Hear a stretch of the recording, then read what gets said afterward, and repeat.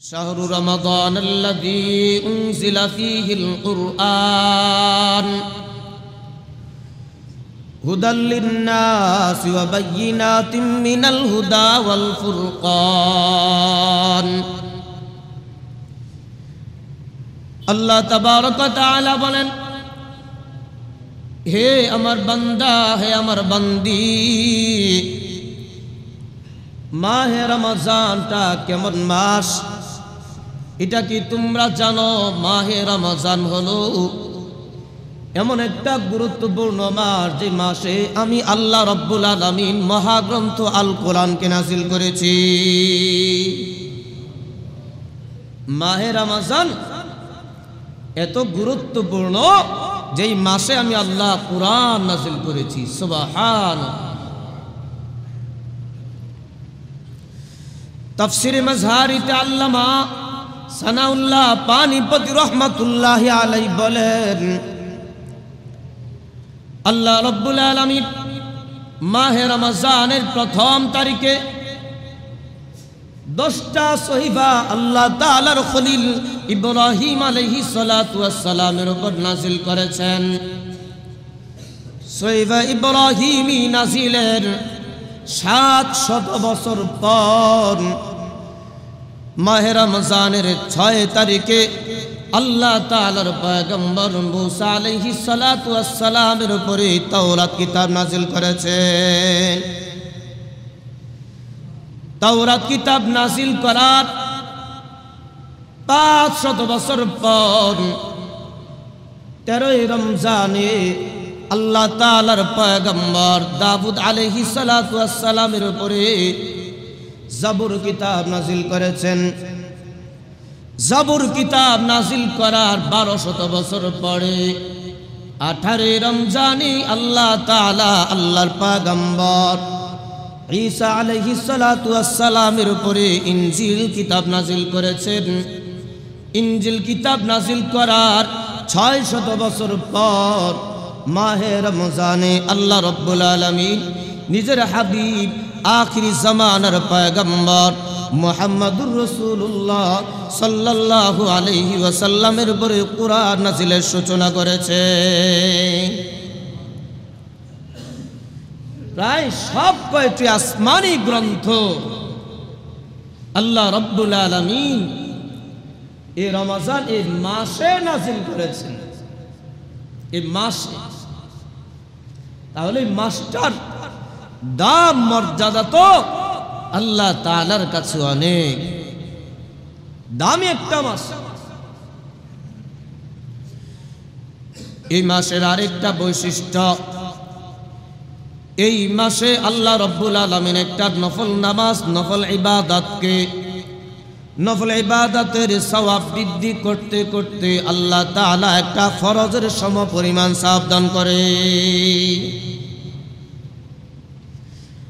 আল্লাহ রাব্বুল আলামিন এই মাসের মধ্যে একটা ফরজের সওয়াব বৃদ্ধি করতে করতে এই ফরজ একটা ফরজকে 70টা ফরজ সমপরিমাণ সওয়াব দান করে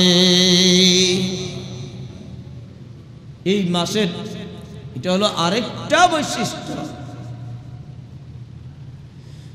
এই মাসের আরেকটা বৈশিষ্ট্য আল্লাহ রাব্বুল আলামিন এই মাসে অবাধ্য শয়তানদেরকে বন্দী করে রাখেন এই মাসে জাহান্নামের দরজাগুলো বন্ধ করে দেন জান্নাতের দরজাগুলো খুলে দেন সুবহানাল্লাহ এই মাসের আরেকটা বৈশিষ্ট্য হলো আল্লাহ রাব্বুল আলামিনের কাছে এই মাসে যারা রোজার পালন করবে রোজাদারের মুখের বাষ্পটা মেশক আম্বরের গানের চেয়ে বেশি প্রিয় হয়ে যায়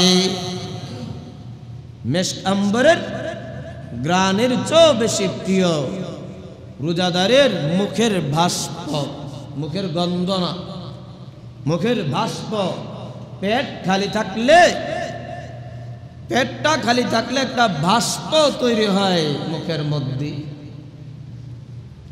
এই বাষ্পটা আল্লাহ তাআলার কাছে মেশক আম্বরের চেয়ে প্রিয় সুবহানাল্লাহ।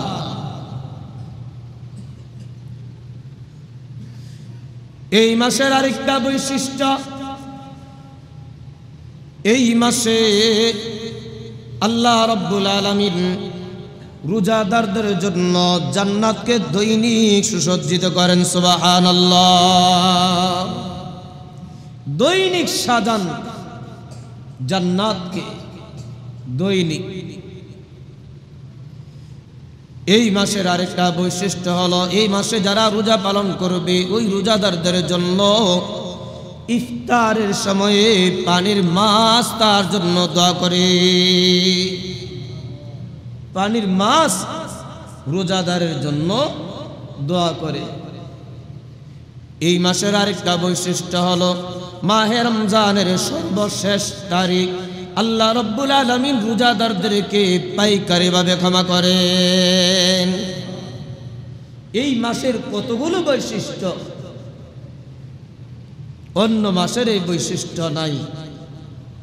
এই মাসের বিশেষ কিছু বৈশিষ্ট্য থাকার কারণে মাসটা আল্লাহর কাছে দামি।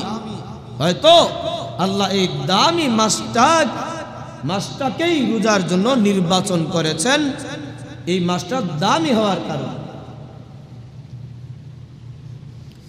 তো মাসটা অনেক দামি, মর্যাদাপূর্ণ একটা মাস, মাহে রমাদান।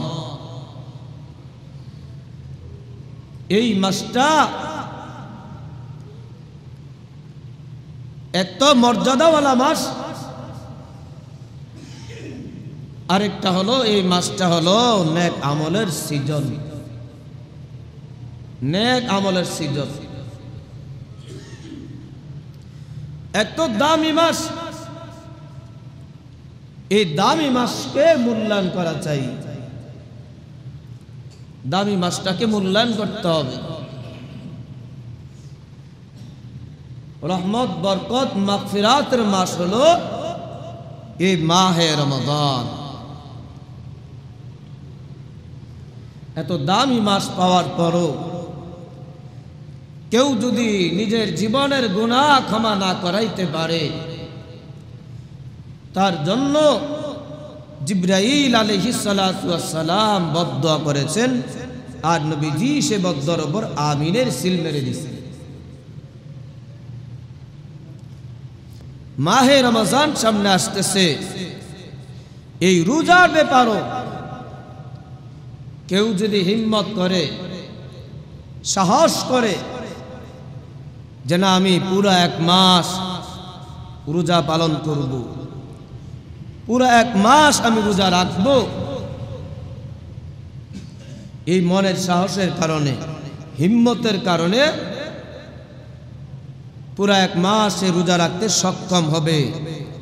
সাধারণ অসুস্থতা, শরীরের দুর্বলতা, সুতানাতা, অজুহাত, এগুলো আর বাধা হইতে পারবে না মনের সাহস থাকার কারণে, মনের সাহসের কারণ। হ্যাঁ, বাস্তবেই কেউ যদি অসুস্থ হয় আর বিজ্ঞ দিনদার ডাক্তার যদি বলে, দিনদার বিজ্ঞ ডাক্তার যদি বলে যে না আপনি রোজা রাখতে পারবেন না, তাহলে রোজা না রাখার অনুমতি আপাতত আছে, কিন্তু পরবর্তীতে যখন সুস্থ হবে তখন কাজা অবশ্যই করতে হবে, কাজা করে নিতে হবে।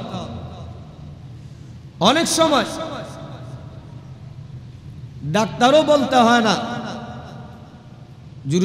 রোগী রোজা রাখতে পারবে কি পারবে না, ডাক্তার বলার কোনো প্রয়োজন নাই। রাসূলুল্লাহ সাল্লাল্লাহু আলাইহি ওয়াসাল্লাম বলেন, ইস্তাফতি নাফসাক। অনেক সাহাবীকে বলতেন, হে সাহাবী, তোমার নফসকে তুমি জিজ্ঞাসা করো, তোমার দিলকে তুমি জিজ্ঞাসা করো, তোমার নফস কি বলে, রোজা রাখতে পারবা কি পারবা না, তোমার নফস কি বলে। ইস্তাফতি নাফসাক। অনেক সাহাবীকে নবীজি বলতেন, তোমার অন্তরকে, নফসকে প্রশ্ন করো, ফতোয়া জিজ্ঞাসা করো, তোমার নফসই তোমাকে ফতোয়া দিবে, তুমি রোজা রাখতে পারবে কি পারবে না? যদি তোমার মনের মধ্যে চুর লুকায়িত থাকে, তোমার মনে কি চুর লুকায়িত আছে কিনা এটা তো আল্লাহ তাআলা জানেন। আল্লাহু আলিমুম বিযাতিস সুদূর, আল্লাহ তাআলা অন্তরের খবর জানেন। আল্লাহ অন্তরের খবর জানেন। অন্তরে কি চুর লুকায়িত আছে কিনা? অন্তরে বলতেছে না রোজা রাখলে তেমন কোনো সমস্যা হবে না, আর মুখে বলতেছে যে আমার এই সমস্যা ওই সমস্যা, গ্যাস্ট্রিকের ব্যথা, মুখে বলতেছে উল্টা, কিন্তু অন্তরের খবর তো আল্লাহ জানেন। এই জন্য নবীজি বলতেন তোমার নফসকেই তুমি জিজ্ঞাসা করো, তোমার নফসেই ফতোয়া দিবে যে আসলে কি তুমি রোজা না রাখার মতো মাজুর বা অসুস্থ কিনা। এই গ্যাস্ট্রিকের ব্যথা, এই সমস্যা ওই সমস্যা বলে মাহে রমজানের যে রোজা নষ্ট করতেছে, নিজের কপাল পুড়তেছে। মাহে রমজানের এক একটা রোজার দাম কত? قال رسول الله صلى الله عليه وسلم من أفطر يوما من رمضان من غير رخصة ولا مرض لم يقضه صوم الدهر كله وإن صامه। নবীজি বলেন কেউ যদি মাহে রমজানের একটা রোজা শরঈ কোনো উযর ছাড়া বা অসুস্থতা ছাড়া একটা রোজা যদি ছেড়ে দেয়, আর এই বান্দা বান্দি যদি সারা জীবন বা রোজা রাখে, সারা জীবনের রোজা রাখলো, মাহে রমজানের একটা রোজার ক্ষতিপূরণ হবে না। সুবহানাল্লাহ। মাহে রমজানের এক একটা রোজার দাম কত? সারা জিন্দগি ভর রোজা রাখলো, মাহে রমজানের একটা রোজার ক্ষতিপূরণ হবে না। এত দামি রোজা, এই দামি রোজাগুলোকে কিভাবে ছেড়ে দিতে পারে? গ্যাস্ট্রিকের ব্যথা, এই ব্যথা, ওই সমস্যা, এই সমস্যা বলে কিভাবে ছাড়তে পারে? এই জন্য হিম্মত করা যে ছোট ছোট বাচ্চারাও তো 30টা রোজা রেখে ফেলে, ছোট ছোট বাচ্চারাও রেখে ফেলে। আমি এত বড় মানুষ, আমি রাখতে পারবো না, কেন রাখতে পারবো না? এই হিম্মতের অভাবে অনেকে তারাবির নামাজ 20 রাকাত তারাবির নামাজও পড়তে পারে না, 20 রাকাতও করতে পারে না, 8 রাকাত পড়া 10 রাকাত পড়ে চলে যায়। এই হিম্মতের অভাবে চলে যায়। অনেকে নামাজেও আসে না, হিম্মত নাই। এই জন্য হিম্মত করা, কেউ যদি হিম্মত করে তৌফিক দিবে কে? আল্লাহ।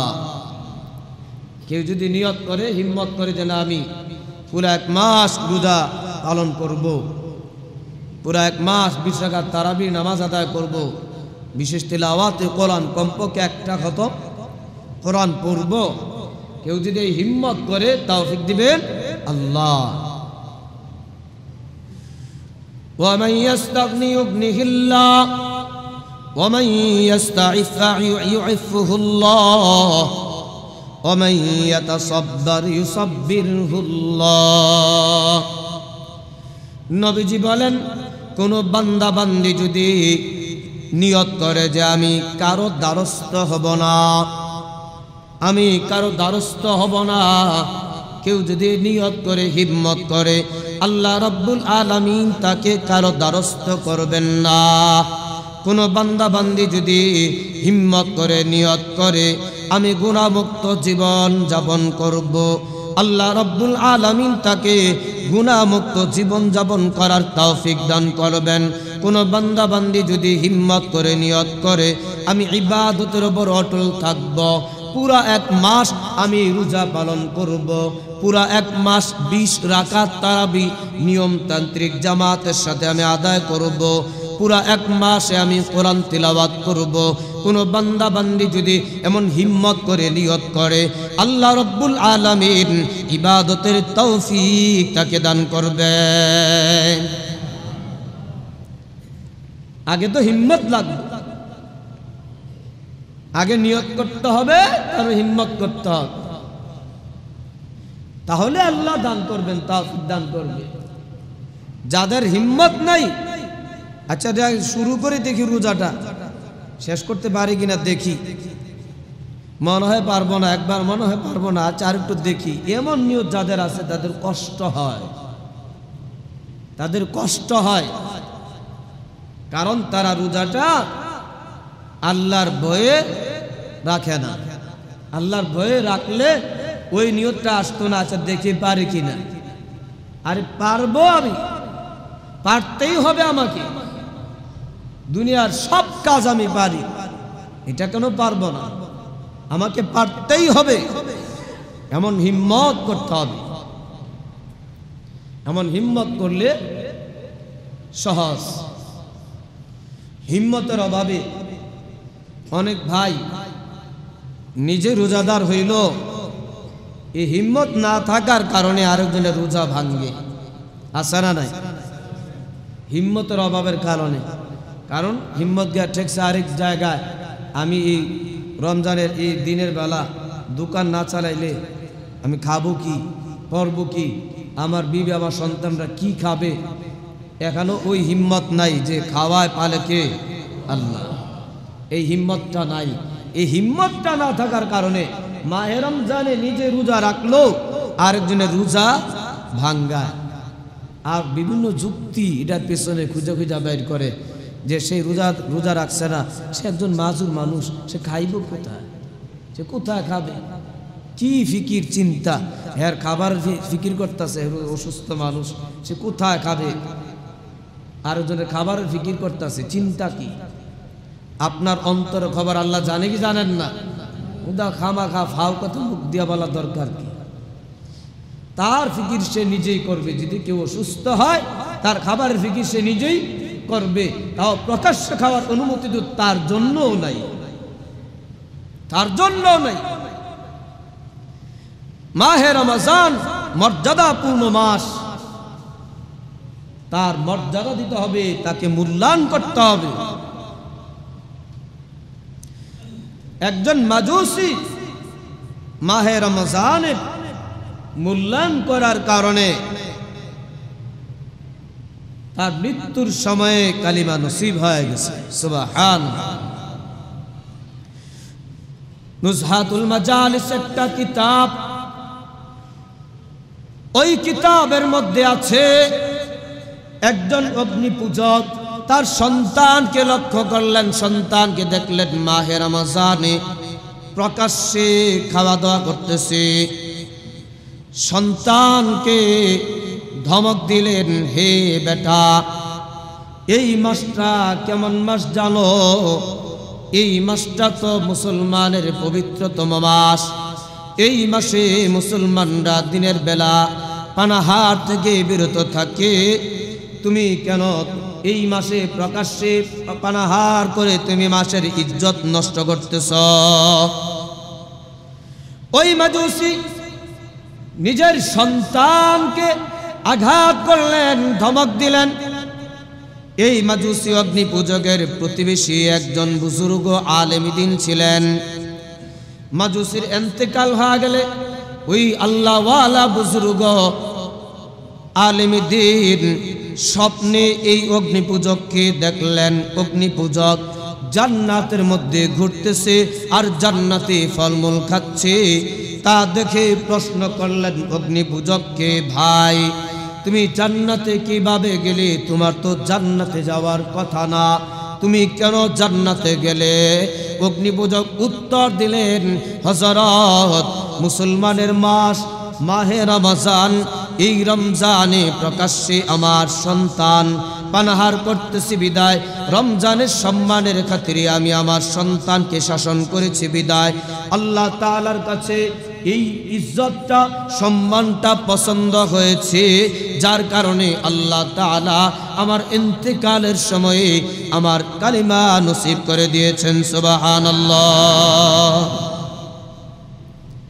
মাহে রমজানের একজন অগ্নিপূজক সন্তানকে ধমক দিচ্ছেন, একটু শাসন করছেন, রমজানের সম্মানের পরিপন্থী কাজ করার কারণে আল্লাহ এই অগ্নিপূজককে তার মৃত্যুর সময় না ঈমান নসিব করে দিয়ে জান্নাতে পৌঁছায় দিয়েছেন।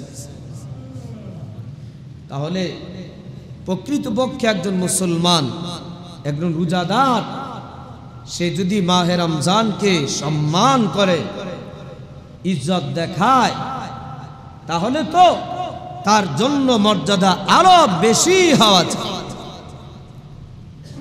দুঃখ তো লাগে তখন একজন অগ্নিপূজক মাহে রমজানের ইজ্জত সম্মান বুঝলো, কিন্তু একজন মুসলমান, নিজে মুসলমান, তার বাবা মুসলমান, মা মুসলমান, দাদা মুসলমান, দাদি মুসলমান, নানা মুসলমান, নানি মুসলমান, সে মাহে রমজানের ইজ্জতটা বুঝলো না। দুঃখটা তো এই কারণেই লাগে, যেন মাহে রমজানের ইজ্জত রক্ষা করতে হবে। কোনো যুক্তি নাই, মাহে রমজানে কাউকে খাওয়ানো যাবে না, দিনের বেলা কাউকে খাওয়ানো যাবে না। বা উচিত তো ছিল আপনি তাকে শাসন করার, যে কেন খাবেন মাহে রমজানে, কেন আপনি চা খাবেন, বিস্কুট খাবেন, আপনারই শাসন করা উচিত ছিল। তো বলতেছিলাম মাহে রমজান এটা দামি একটা মাস, এই মাসটা রহমতের মাস। কেমন রহমত? মুজাদ্দিদ আলফি সানি রহমতুল্লাহ আলাইহি বলেন, আল্লাহ রাব্বুল আলামিন এই মাহে রমজানে এত রহমত নাজিল করেন, বাকি 11 মাস এই মাহে রমজানের তুলনায় বাকি 11 মাস রহমত নাজিল হয় না বললেই বোঝা যায়, বলা যায়। আল্লামা মুজাদ্দিদ আলফি সানি রহমতুল্লাহ আলাইহি বলেন, সমুদ্র থেকে কেউ যদি একটা সুই সমুদ্রে ডুবাইয়া এই সুইটা উঠালে, এই সুইয়ের মাথায় যতটুকু পানি জমবে, এই পানিটা হলো বাকি 11 মাস, আর পুরা সমুদ্র হলো মাহে রমজান। সুবহানাল্লাহ। এত রহমত আল্লাহ শুধু রমজান মাসে নাজিল করেন, এত রহমত। এই মাহে রমজানটা তো হলো রহমতের মাস, বরকতের মাস, মাগফিরাতের মাস।